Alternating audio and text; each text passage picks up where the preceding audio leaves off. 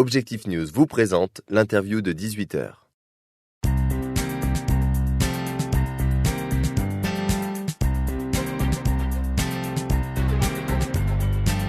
Carole Léonard, bonsoir. Bonsoir. Alors vous êtes PDG de l'entreprise Technimed et lauréate des Tribune Women's Awards Objectif News dans la catégorie Entrepreneur de l'année. Félicitations. Je vous remercie.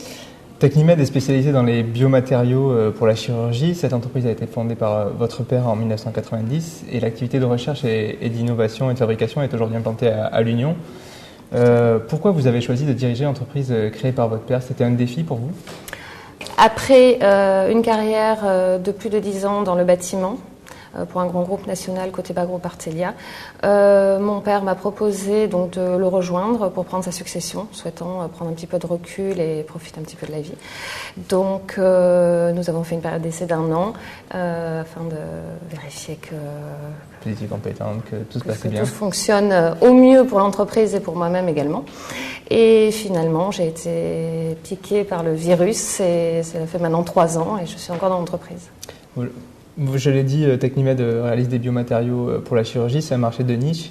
Est-ce que vous pouvez nous expliquer un peu plus cette activité de Technimed? Alors, Technimed développe, fabrique et commercialise donc toute une gamme de produits liés à l'orthopédie et au spine. Les produits sont principalement donc, des substituts osseux pour le comblement osseux, pour des défects, des ciments pour la vertébroplastie. Donc, lorsque vous avez une fracture vertébrale, on vient vous injecter du ciment.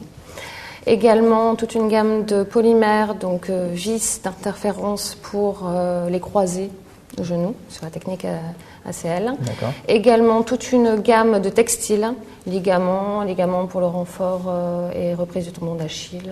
Voilà, donc une gamme complète et pluridisciplinaire. Donc nous avons des ingénieurs dans chaque domaine et nous sommes capables aujourd'hui, dans l'innovation, de mélanger ces composés chimiques pour créer de nouveaux matériaux innovants. D'accord, donc l'innovation, c'est au cœur de l'entreprise. Okay, en fait, aujourd'hui, c'est ce qui fait marcher, évoluer, fonctionner l'entreprise et pouvoir être présente à l'export à 90%. Oui, justement, j'allais y venir. Vous êtes à 90% à l'export. Vous envisagez une croissance de 15%. Pourquoi se tourner vers l'étranger? Est-ce que c'était une nécessité pour votre entreprise? Cette décision a été prise par mon père il y a maintenant une bonne dizaine d'années. Ça a été une décision sage. Il a été l'un des pionniers à se lancer sur l'export avec d'ailleurs tout le réseau français, Ubifrance et BPI également. Pourquoi l'export? Parce que c'est là où sont les marchés, c'est là où il y a un réel potentiel de développement. C'est vrai qu'en France, avec les niveaux de remboursement médicaux et l'évolution un petit peu de l'économie française, oui. Il y a plus d'opportunités à l'export que oui, pour la croissance et la survie de l'entreprise, il était nécessaire de passer par l'export. Exactement. Et aujourd'hui, je vois ce qui se passe économiquement.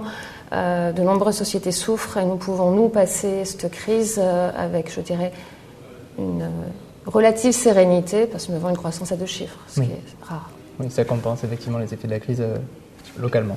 Exactement. J'ai une question plus personnelle peut-être. Vous êtes plutôt Rolling Stones ou Beatles? Rolling Stones. Rolling Stones. Merci. I can get no satisfaction. Voilà, ça c'est un slogan d'entrepreneur effectivement. I can get no satisfaction, c'est toujours plus, essayer d'aller toujours plus loin. En tout cas, merci d'avoir joué le jeu, d'avoir répondu à nos questions et encore félicitations pour votre prix. Merci à vous.